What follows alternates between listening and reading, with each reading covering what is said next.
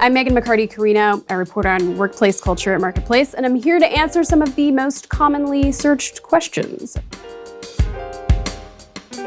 Why does my paycheck get taxed so much? Well, at a basic level, I think societies use taxes to pay for kind of collective services, things that are hard for people to do on their own.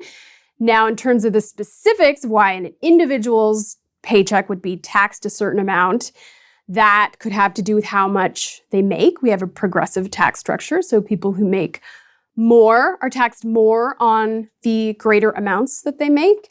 And also, there's different levels of taxes. There's federal taxes, Social Security taxes, things that go to the federal safety net.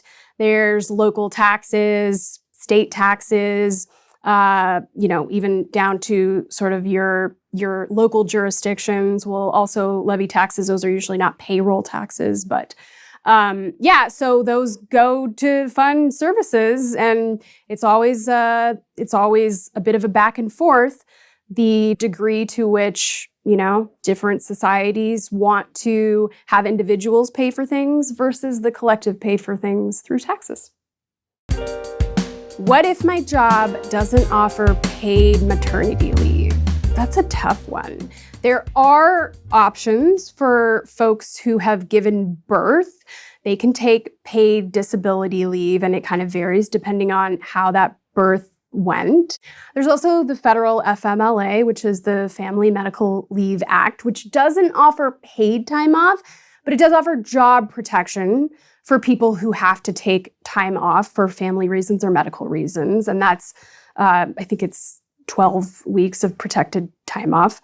And then many states offer some sort of paid family leave or paid medical leave. I know here in California, it's paid through payroll taxes.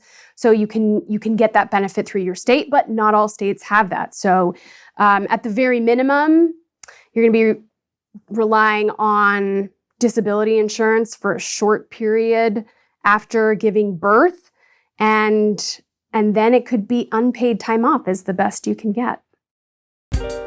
What's the difference between a debit and a credit card?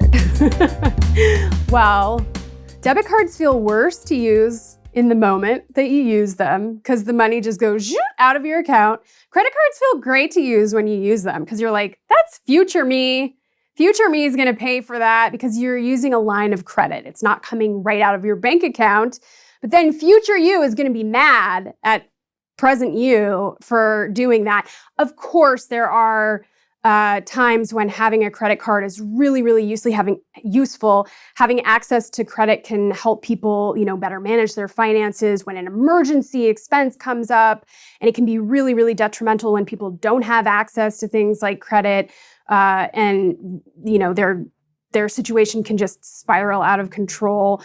But yeah, future you might not be the happiest if you're using credit cards because it's going to come back around.